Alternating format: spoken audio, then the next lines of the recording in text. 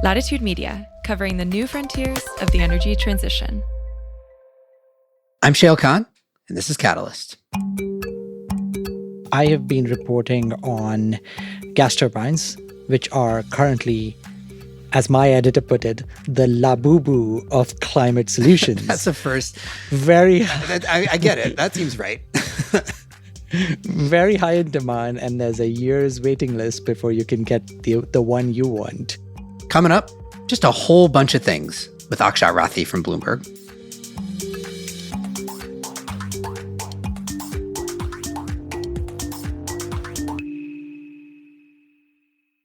The AI boom is here, but the grid wasn't built for it. Bloom Energy is helping the AI industry take charge. Bloom Energy delivers affordable, always-on, ultra-reliable on-site power. That's why chip makers, hyperscalers, and data center leaders are already using Bloom to power their operations with electricity that scales from megawatts to gigawatts. This isn't yesterday's fuel cell. This is on-site power built to deliver at AI speed. To learn more about how fuel cells are powering the AI era, visit bloomenergy.com or click the link in the show notes. Surging electricity demand is testing the limits of the grid, but Energy Hub is helping utilities stay ahead. Energy Hub's platform transforms millions of connected devices, like thermostats, EVs, batteries, and more, into flexible energy resources. That means more reliability, lower costs, and cleaner power without new infrastructure. Energy Hub partners with over 120 utilities nationwide to build virtual power plants that scale. Learn how the industry's leading flexibility provider is shaping the future of the grid. Visit energyhub.com. I'm Shayle Kann. I lead the early stage venture strategy at Energy Impact Partners. Welcome. All right, so this week is a fun one. My friend Akshat Rathi is a senior reporter at Bloomberg News and also the host of his own podcast called Zero. So he covers climate and energy stuff at Bloomberg. And he has an interesting, different perspective on the world from me in that he, one, is more plugged into the sort of high-level government stuff. We talk, for example, in this podcast about Paris, the Paris Accord, which I don't think I've really ever talked about on this podcast before. And also he has a more global perspective. He's based in the UK himself, but he's also looking at global dynamics in a way that I'm admittedly, and I've said this before, always a little bit too US-centric or US and Europe-centric in things that I tend to see and talk about. So he and I got to chatting and thought it'd be interesting to compare notes. So we do it through a fun game show style approach, and we covered a whole bunch of interesting things. So this is a fun one.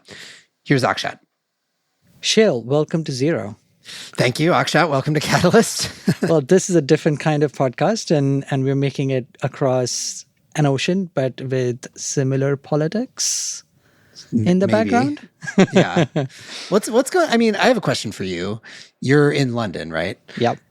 Okay. So, and you work for Bloomberg Green, and one thing that I have found is that in the US, places where like green or clean or climate is in their name have been having an interesting set of discussions around nomenclature. Is that true Bloomberg is obviously based in the US, but so I'm curious how you see it from the Bloomberg perspective, high level, but also in the UK and in Europe. Yeah, so Bloomberg News is a global news organization, but yes, it is US headquartered.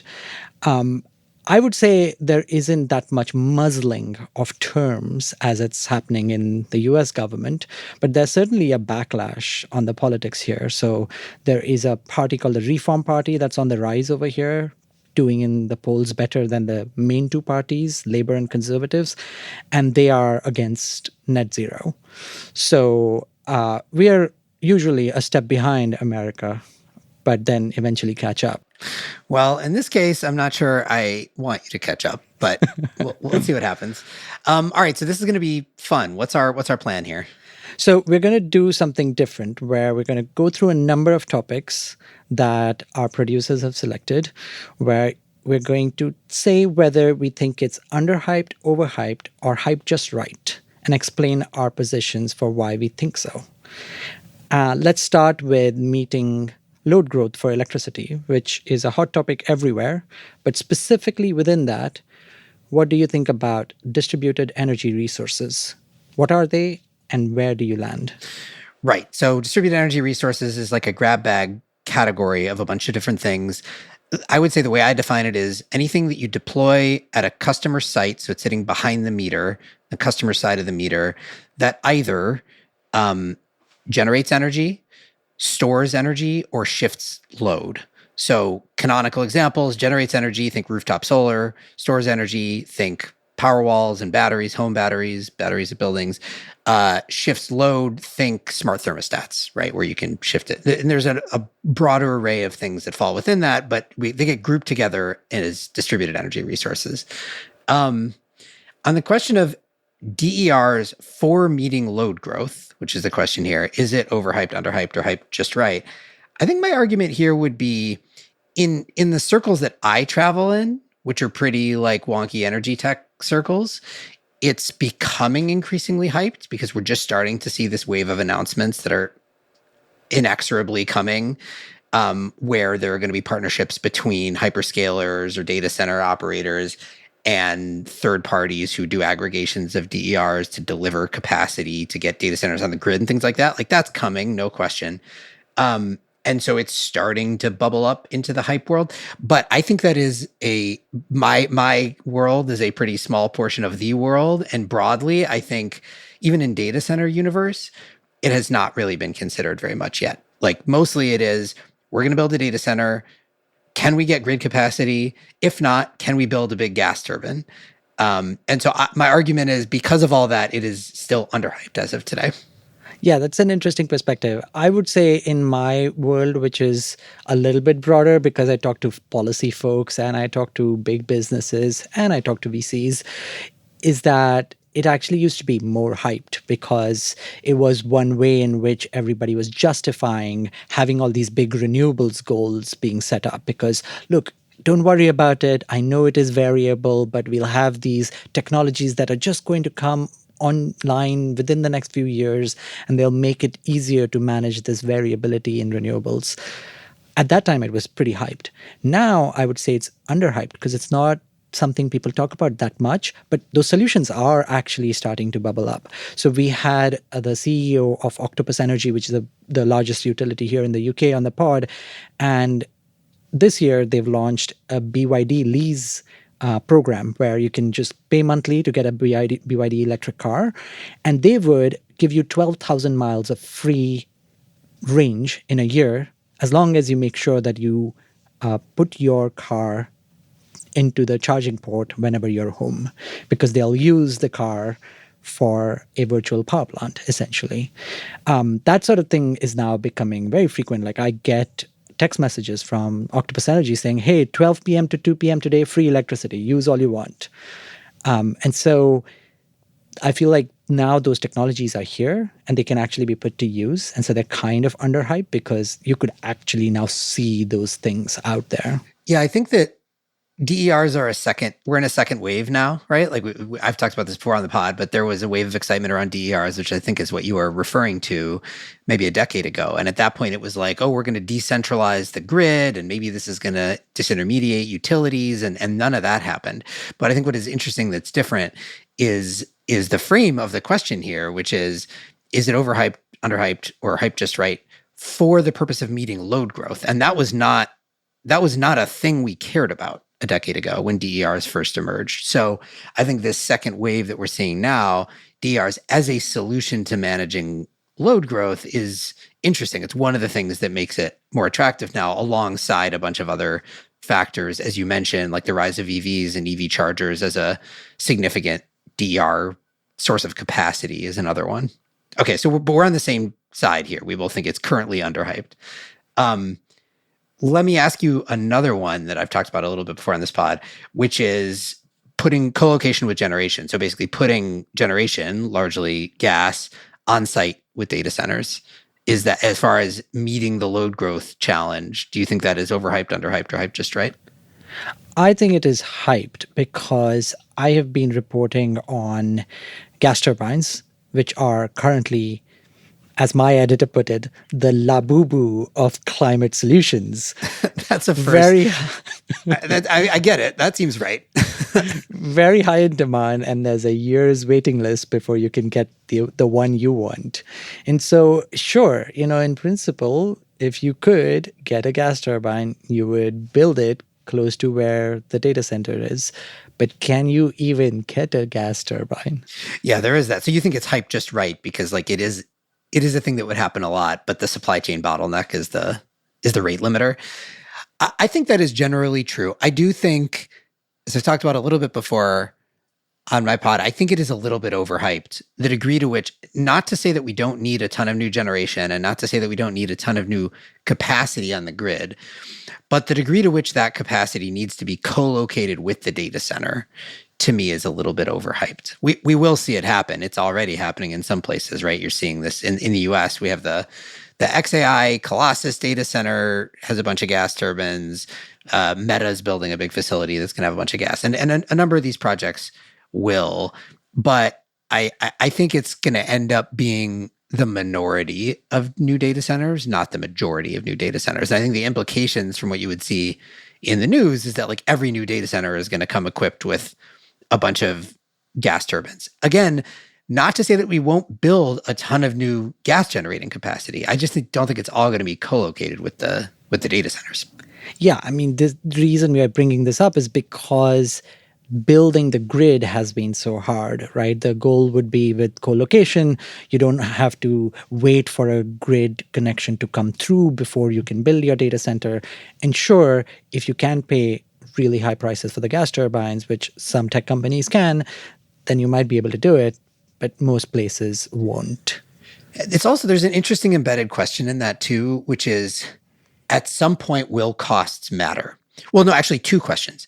At some point, will costs matter? And at some point, will uptime not matter quite as much, right? Because if you have the same uptime requirements for your AI data center as cloud data centers have historically, and you want to front run your grid connection by installing generation, you can't just build gas turbines, right? You have to build a lot of infrastructure because you have to have really, really high reliability. So you're going to build your gas turbines, you're going to oversize some batteries. That's going to be really high CapEx.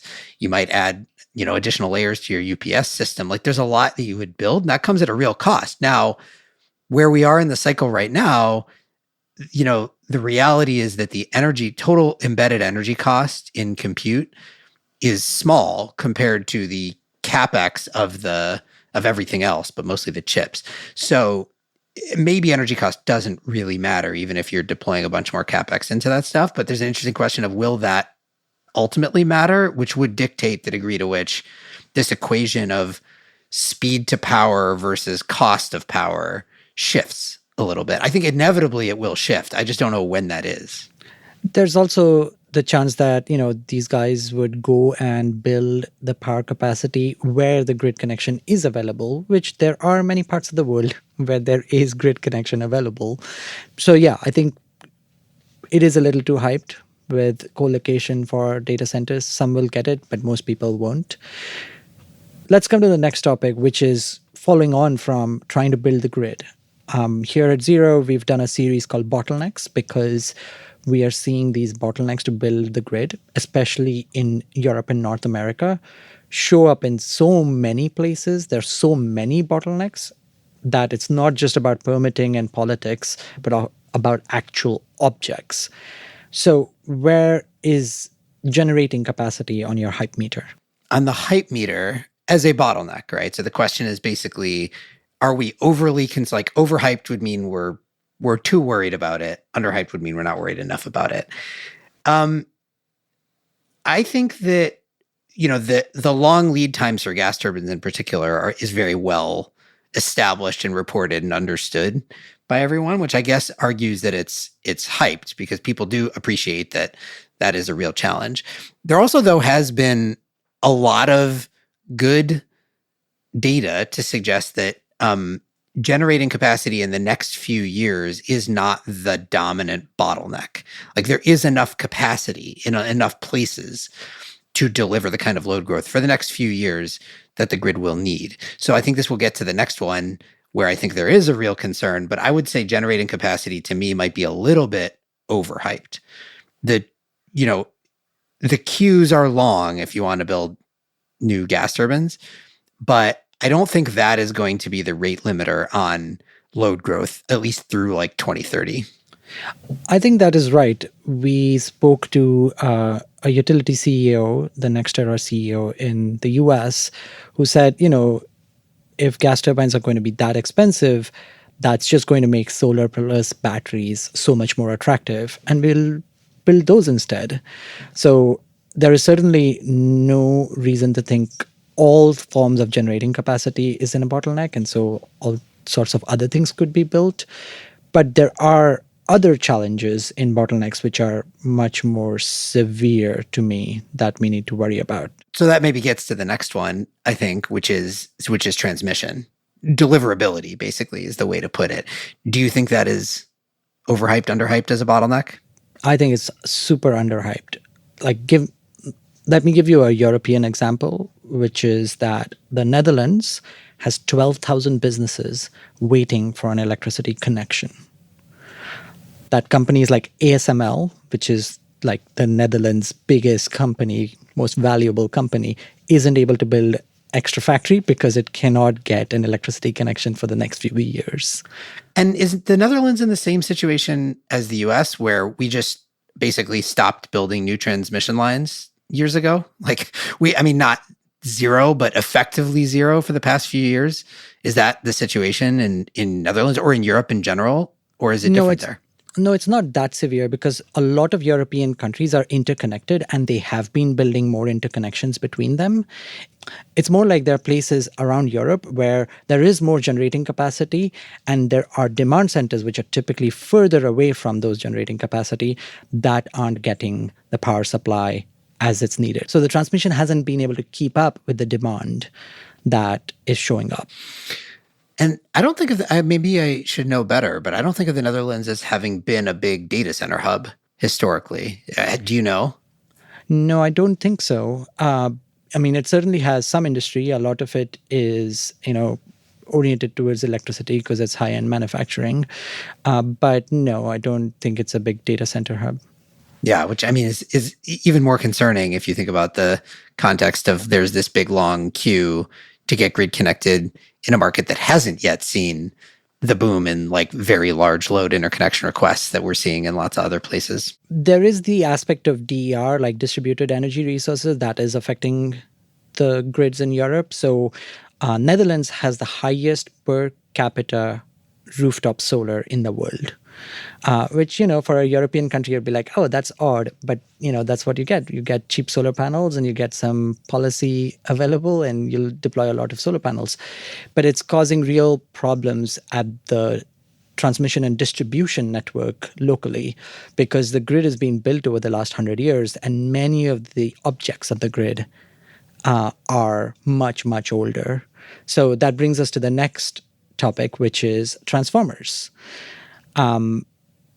Transformers are this object that sit between a power plant and your home because they have to make sure that the voltage at which power is delivered is just right for the devices that you're going to attach to it. And where do you land on whether transformers are overhyped, underhyped, just right hype? So again, if the question is overhyped, underhyped, as a bottleneck to load growth, to meeting load growth, then I think that they're overhyped. I want to clarify, transformers are incredibly important, and there is a bottleneck, and the lead times are very long, and I've witnessed it firsthand, both from the utility side and the load side. It is a problem. I don't think it is the rate limiting factor, even today with long lead times. It's an annoyance to get anything built. Things will still get built, and certainly those lead times for transformers are still shorter than they are for gas turbines. But I do think we also will see a lot of new transformer manufacturing capacity come online in the next few years. It's the lead times are going to come down, and I think we'll see a wave of new technology. I'm an investor in a company called Heron Power, which is building solid state power electronics. I think stuff like that is going to revolutionize that sector. But even in the absence of things like that, I don't think it is going to be the thing that stops the load growth from getting met. So I'm going to say overhyped on that one. I would go underhyped if I look at the non-data center crowd because transformers are needed for everything. And in my reporting, like I've come across many, many projects, like housing projects that are completely on hold for 18 months because they're missing this one object that they need before they can power the area. And so it is affecting a lot more people, but the people who can afford to pay for it can jump the queue and get the object, then yes, they can get there. And then on the manufacturing side, again, my reporting says these companies are very conservative. They will invest, but only if they have surety that there will be demand for transformers for 20 years or so, which they are not yet sure there will be. No, I totally agree with that. And it's already evident in the fact that we've had these long lead times for transformers back to, 2021, 2022. It's not a new thing. And it has been persistent for longer than I think a lot of people expected, in part because of the conservatism of that industry, who, to be fair to them, they've gone through cycles before where they've overinvested and then been underutilized and so on. And so they're reticent to do that again. I think that the expansion of capacity is not entirely going to come from the incumbents, though. I think there's going to be a wave of upstart companies, whether they're doing traditional oil-filled transformers or solid-state stuff like Heron is doing. I think they're going to fill in a lot of the supply gap in the next few years, even if the Hitachis of the world, expand capacity slower than you would want them to.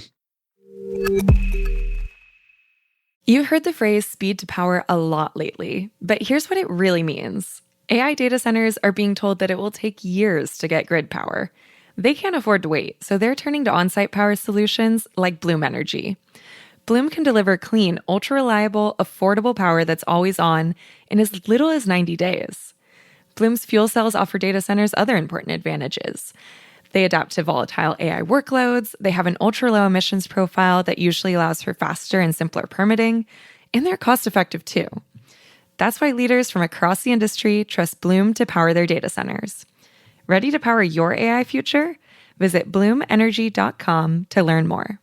The grid wasn't built for what's coming next. Electricity demand is surging from data centers to EVs, and utilities, they need reliable, affordable solutions that don't require building expensive new infrastructure. Energy Hub helps by turning everyday devices like smart thermostats, EVs, home batteries, and more into virtual power plants. These flexible energy resources respond in near real time to grid needs, balancing supply and demand.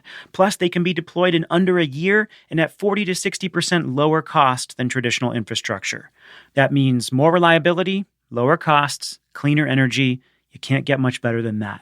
And that is why over 120 utilities across North America trust Energy Hub to manage more than 1.8 million devices. Learn more at energyhub.com or click the link in the show notes. Okay, so that's bottlenecks. Let's take a diversion for a second here. You had a thing that I have no context on, but you want to talk about this that's relevant to my day job, which is you wanted to talk about VC as a tool for scaling climate tech. What do you want to, you're going to grill me on something here. I just don't know what. I would happily grill you on many, many topics, but this one, I wanted to put us on the hype or underhype because, it's your business. But from the perspective of venture capital, helping scale climate solutions, I think VC is overhyped because that model might work in America. And I don't know if it's working because there are not that many companies that have really been VC-oriented big climate champions right now. But rest of the world are building climate solutions, and a lot of those companies aren't VC-backed. Your BYD wasn't a VC-backed company while it became an electric car giant. So to me, that is one model. It can work in certain cases, and it's not working in so many cases that perhaps it's time to look at other forms of ideas that would allow maybe existing companies to pivot towards climate solutions, which also can happen. I think what we've broadly seen historically is that venture capital, particularly venture capital in the US, I will say, plays an outsized role relative to the dollars that go into it, plays an outsized role in getting new technologies into commercialization, right? Like from the lab to the market. And usually there's one or two pioneering companies that are venture backed that do that and are the first. So if you want to talk about BYD, like what would BYD be if Tesla hadn't been Tesla? It's an interesting question. If there had never been a Tesla, would BYD still be what it is today? Would it have scaled as quickly? Or was the existence proof of a company like Tesla the thing that caused BYD and the Chinese government to deploy a lot of capital into it? You've seen versions of that, I think, a lot of times. Yeah, I mean, one other example would be CATL, which is the largest battery company. What would it be if LFP, lithium iron phosphate, had not been invented in America and then first commercialized by A123, which is a venture-backed company? That's right. Now, that's a good example of there is a separate question that I think is a good question, which is, do the investors, the venture investors and the companies that they invest in reap the full reward of that invention and commercialization? And A123 is a perfect example of like that company went public and then went bankrupt pretty quickly. So maybe the answer to that is no, although some early investors did make some money on it. So I don't know. That is a different question, and that's one that I grapple with all the time. But if you're just taking the big step back 30,000-foot ecosystem view, I still think it is true that, again, relative to the dollars deployed, because where are the dollars actually getting deployed? They're getting, in total volume, they're either getting deployed into the BYDs and CATLs of the world, or they're getting deployed in infrastructure, right? The real money goes to building big solar projects and things like that.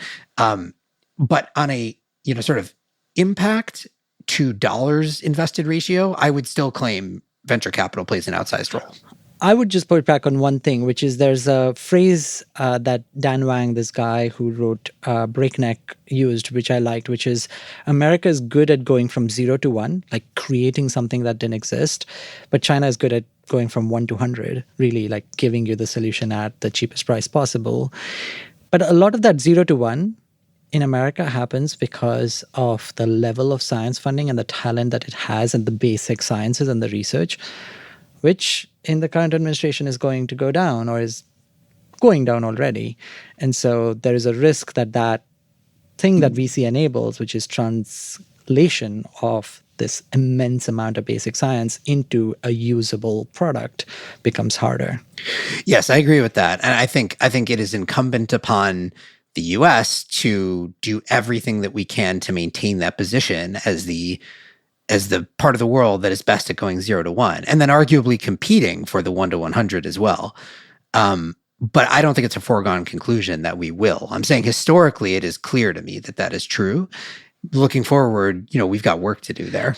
I have another weird one that I've picked for you, which is, what do you think about the hype on the Paris Agreement helping shape businesses towards climate solutions? Hype, underhype, or just hyped right? So I don't think I have a good answer to this one because, to be totally honest, I don't hear about or think about the Paris Agreement at all. Like basically zero. So maybe that tells you something. It's certainly in my world, it's not hyped. I can tell you that. But I couldn't tell you whether it should be hyped or not. Do you have a view? Are there things that are like downstream of the Paris Agreement that are affecting my world that I just don't know, came from Paris? Or is it just sort of it's there and it's a big geopolitical thing, but it's not really affecting business? Yeah, I would say this is the bit as a journalist that I find fascinating because I see many worlds, and the Paris Agreement actually works, as I've seen, across all these worlds. But some people have very strong views and other people have no views. So let me explain. In climate diplomacy, Paris Agreement is this document that was agreed on in 2015 by all countries in the world, which is in principle voluntary, but sets a goal of 1.5 or 2 degrees Celsius warming that all countries must keep to. It was 25 years in the making. That's how long it took to come to a conclusion. And then what you got was a voluntary agreement, and a lot of the people in diplomacy are happy and sad at the same time. Like, we have something, but it's not good enough. And they think about it a lot. We meet at COP meetings every year, which we're going to do in Brazil next month in November at COP30. And we'll talk a lot more about those words. And the people in that world continue to be frustrated by Paris. But Paris's impact on businesses is actually quite big because it has become translated into government policy, and then government policy gets translated into all forms of directions that businesses are taking, which they may not always explicitly tell you it is because of Paris. They'll say it's because of government policy, and every government has its own policy. But its tentacles have far-reaching impact, even if most people don't see the direct connection. I believe that. And I also think probably I'm colored by the fact that I'm in the US, where, our relationship to Paris has been fraught and back and forth over the years, as opposed to like Europe, where it's been consistent. And so probably the policies have had more time to take hold. But it is interesting, your point that like people either have very strong opinions about Paris or no opinions. I'm clearly in the latter camp there. All right, we're short on time, but I think we should do a quick grab bag of additional. We could just do a few technologies and decide whether we think they are overhyped, underhyped, or hyped just right. All right, so let's start with a battery chemistry. Sodium-ion batteries, overhyped, underhyped, hyped just right. So I know you've done a couple of episodes, so you probably have a better, more informed view on this. My view is that as somebody who's written about batteries for the last decade, getting new chemistries out to a commercial use case is really hard. When companies do that, kudos to them. But given the pace at which lithium-ion chemistries have fallen in price and the amount of manufacturing capacity that's been built around the world, if I look at Bloomberg NEF projections, sodium-ion will make an impact, but such a sliver, even after 20, 30 years, that I feel like today sodium-ion is overhyped because people think it could make a big difference, but really it may not. I think it's hyped just right. Largely, first of all, I don't think it's that hyped. To be honest, people talk about it, but I think for all the reasons you described, and everybody having had the same history that you're talking about, people are reticent to like go all in on this is the next big battery chemistry, apart from clickbaity articles. But I think there is a degree of hype that is warranted, largely because it seems pretty clear that some of the big Chinese manufacturers, CATL included, are investing a lot in sodium ion and are actually deploying. I mean, your point about getting new battery technologies into the field is true. They're doing it, though, in China. And so it's coming. The question to me is, sort of the one you were alluding to, like what portion of the market does it take up, right? And the last version of a big chemistry shift, which is a smaller chemistry shift than this one that we saw, was the rise of LFP. And that has been a huge deal, right? Will sodium ion be the next wave of the same type of a thing, or is it going to be a more niche-y solution because it's lower energy density and so on? I don't think we know that yet, but it's coming from CATL and its cohort. So let's just see what happens. The next one is advanced geothermal. Where do you land on hype, underhype, hyped just right? So in the US, advanced geothermal is very hyped, I would say. It's hyped for a bunch of reasons. Some of them, legitimate success of companies like Fervo Energy, sort of pioneering it. But also there's a political lens to that because our new administration, our Secretary of Energy in particular, Chris Wright, is super bullish on geothermal in general. He likes geothermal and nuclear, and those are the two sort of like overlapping clean energy things that I think he is full-throatedly in support of. And so as a result of that, it is highly hyped. That may be warranted. Like let's see where it goes, but it's very early days. Like Fervo is hoping to have its first 100 megawatts of its first big project online sometime next year.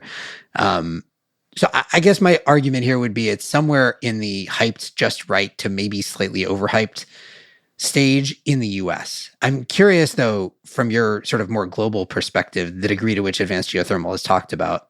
So this is one where typically the rest of the world is following the US on its hype cycle. And so clearly there's a lot more talk about advanced geothermal because US has shown some success already. And surely, being able to apply shale drilling type technology could make many other parts of the world, which don't always have great geothermal resources, suddenly more valuable. The difficulty I feel like is that it's overhyped because the level of other types of talent and infrastructure that you need to deliver on advanced geothermal exists in the US, but will take a long time in other parts of the world to build. So engineers who can manage shale type drilling, or like a study of the subsurface that would allow you to do it in the right way, all of that just takes a long time. And I don't think that expertise exists in the rest of the world quite as much. And so we are going to see not as many projects built as many people think there might be. It's an interesting point, right? Because one of the reasons that it is so attractive in the US is that we do have all of this expertise from oil and gas that is being leveraged for advanced geothermal. But of course, we are a country that has that expertise, has the resources, has been drilling, has been doing horizontal directional drilling for a long time, invented it, in fact. So yeah, that's a good point. Okay, last one. Continuing on the same vein of technologies that Secretary of Energy Chris Wright likes, advanced nuclear. Overhyped, underhyped, hyped just right. Yeah, it's got the similar vibe as advanced geothermal in that, in principle, wouldn't it be nice if we could build small modular nuclear reactors, because then we could make many of them and try and then lower the price of nuclear, which has been going up and up and up in Europe and North America. And again, the hype is following on from America, where countries like the UK are now asking Rolls-Royce to make a small modular reactor. But the reality is the only countries that have functioning civilian small modular reactors are Russia and China. And the countries who have been building nuclear, not just domestically, but also around the world, are Russia and China. And South Korea, if you want to include South Korea. AP1000s, right? Agreed. Yeah, South Korea too. And so to suddenly imagine that, a new technology will unlock nuclear in Europe and North America, to me is overhyped. I think there's an interesting question we're heading into in nuclear world, which is sort of between, I don't know what to call advanced nuclear and not advanced nuclear, but let me just I'll frame up two groups. Group one says we have a couple of technologies that are kind of the front runners from large OEMs, right? So this would be the AP1000 from Westinghouse and maybe the BWRX 300 from GE Hitachi, which is an SMR. That's a 300 megawatt reactor. Those are the furthest along. They're bankable OEMs. Forget all this other noise. We need to go deploy as many of those as possible, right? And then the other argument is there's a whole bunch of new technologies coming from a whole raft of companies that could be deploying SMRs or microreactors or whatever. And some of those need to go win as well. And, I don't think it's clear yet which direction we head, if either. One thing I do worry about is that I personally think in the long run, nuclear probably ends up looking like gas turbines look today, which is in the gas turbine world, there are basically three OEMs that control like 70-75% of the market. It's an oligopoly, essentially. And I don't see a really strong reason why it would be different in nuclear. So we need to get through this winnowing. We need to cull the herd a little bit to get to the point where we're deploying enough number of individual reactors to get down that cost curve. And that's going to be a messy process to get there. So I guess my answer is that I think advanced nuclear, if I broadly define it to include all of those things, seems hyped about right to me. But I worry that we are overhyping too many individual technologies, reactor types, companies relative to what we actually need to do in that market. Yeah, that's an interesting one. I mean, on gas turbines, it's Siemens, GE, and Mitsubishi, which are the three giants, to the extent where China has been trying to make a gas turbine manufacturing industry, and it's not really succeeding because it's just so specialized and the supply chains are so tight. And the supply chain also ends up being one where the same parts are used by jet engines, for example. So like real complications. Nuclear, to me, it's hard to see if it comes down to those three, especially with the kind of political layer attached to nuclear.